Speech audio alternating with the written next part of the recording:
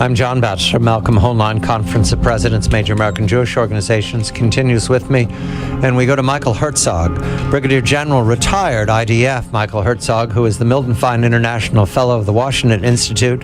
General, a very good evening to you. In the concluded Gaza conflict recent, General, now President Sisi, is said to have played an important role, a role in which he was harsher on Hamas and their gang activities than even the Israeli negotiators. Is this a new factor for the Gaza conflict, and can we count on it in the future that Cairo has lost patience and wants Hamas gone? Good evening to you. Good evening. Well, you're right in pointing out that General Sisi, the president of Egypt, played a key role in the recent confrontation in Gaza. It was clear from the outset that he wants Hamas weakened. His regime, and he personally regards Hamas as an enemy of Egypt, and which is why he, from the outset, set the conditions for ceasefire and did not move one iota from the beginning to the end, and essentially he did not give him any prize for violence, any reward. It was the same proposal from the beginning, namely, first of all, hold your fire, then come to Cairo and we'll talk about all the rest. If you have any conditions, we can discuss them later. First, hold your fire. And I think the fact that Sisi is so firm on Hamas gives Israel a chance to achieve its goal of preventing Hamas from rearming itself, because both Egypt and Israel control the borders of Gaza. And for the first time, you have an Egyptian effective role of sealing the border, and that's highly important. So if reconciliation between Fatah and Hamas is essentially dead because of the attempted coup, like your evaluation of that, or the planned coup, what alternatives are there now for leadership in Gaza, someone that can reach an agreement with Israel perhaps in the future? Well, I don't see that the Palestinian Authority is strong enough to assume effective control over Gaza. Hamas is not going to voluntarily give up its hold on power. What you might have ultimately is a situation whereby PA representatives are in the crossings into Gaza, on the Palestinian side of the crossings, but I doubt whether Hamas will allow them to go into Gaza and control things there. So yes, they will probably play some role in Gaza, but not an effective role in controlling Gaza, which means that we will have to go on with Hamas, with the hope that they are sufficiently deterred following the blows they suffered in the recent confrontation to hold on to a ceasefire for a very long time. And I hope this will be the case, given the fact that on the one hand they're weakened, on the other hand there is a very good cooperation between Israel and Egypt in preventing the rearmament of Hamas. General, Hamas, we were told a week ago, is seeking to establish or reestablish itself in the West Bank. Does that mean that Hamas wants to reproduce the same aggression we've seen from Gaza and the West Bank, including rockets? Generally speaking, I think the strategic goal is to take over the Palestinian Authority, which means to move on from Gaza to the West Bank. They have had a political infrastructure there for a long time. They had military infrastructure which was crushed by the IDF and then came under pressure from Palestinian security services and from Israel. Now, following the war in Gaza, since opinion polls indicate that they are gaining some public support in the West Bank because people far away from the conflict are impressed by the so-called resistance, they try to take the opportunity and re-establish themselves in the West Bank. They stage rallies, demonstrations, so on, and try to get the people to identify with them. However, I believe that it's not in Abbas's interest to allow them so. But I would say that looking ahead into the future, one has to be aware of the strategic goal of Hamas, which is to take over the Palestinian national movement.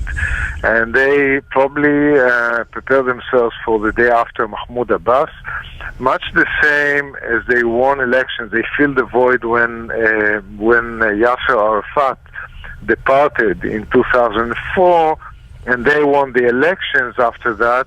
They prepare themselves for the day after Mahmoud Abbas, when they will try and conquer the leadership of the Palestinian national movement. So this has to be of great concern to Jordan as much as it is, or even more so than to Israel, and facing IS threats against Jordan from the other side. What do you see? How do you see the situation of Jordan today? The situation in Jordan is very, very precarious. And the reason is that Jordan has come under tremendous pressure following events in Syria. On the one hand, there are well over 1 million Syrian refugees in Jordan, 1.5 million Syrian refugees, and you're talking about a small country with a population of just over 6 million. Half of them registered, half of them not registered. And this is a tremendous pressure on Jordanian economy, infrastructure, and social fabric. Because of the war in Syria, Jordan lost over 50% of its external trade, which used to go through Syria, but incidentally, part of it now goes through Israel. And thirdly, Jordan used to get cheap gas from Egypt, and that pipeline was sabotaged by jihadists in Sinai. So taken together, Jordan is under tremendous economic, political and social pressure. I think the king and the security service are strong and effective, but one should pay attention to these pressures, and I think Jordan deserves strong international support, especially economically. Can you take us then to the northern border? We saw an errant missile today, but other missiles, we hear the reports that al-Nusra has replaced the Syrian army within a couple hundred yards of the Israeli border. How do you see the situation on the Lebanese-Syrian border in the north? We've had a quiet border between Syria and Israel for 40 years now, but the working assumption in Israel is that this is changing given the war in Syria. Now, if you look at the border between Syria and Israel in the Golan Heights today, most of it is not controlled by the Syrian army but by rebels. And you have Jabhat al-Nusra, which essentially is Al-Qaeda on our borders, and a mixture of other rebel groups. For the time being, they are not focused in Israel. They are focused on fighting the Syrian regime.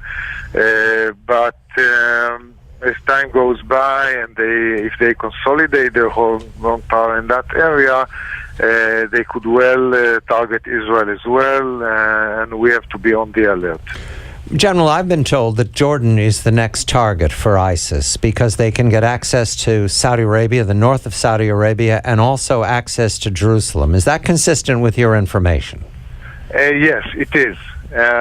You see, when you look at ISIS, the name ISIS is the Islamic State of Iraq and the Sham. Sham is the Levant, including Lebanon, including Jordan, and including historic Palestine, which is today's Israel. So certainly Jordan is high on their screen, and they would certainly like to target Jordan. Jordan borders on Syria and Iraq, and Jordan is a Sunni state, so they can recruit people. And the fact is, if you look at jihadis fighting in Syria and Iraq, there's quite a large contingent of jihadis coming from Jordan. It is estimated that there are over 2,000 Jordanians now fighting in Syria. So this should be a source of concern to all of us. I do trust that the Jordanian security service are strong and effective. I've worked with them. They are very effective. But I think the problem stems from within Jordan. The fact that in certain parts of Jordan, like the city of Ma'an in southern Jordan, many young people are attracted to these jihadi groups, and that could become a source of instability.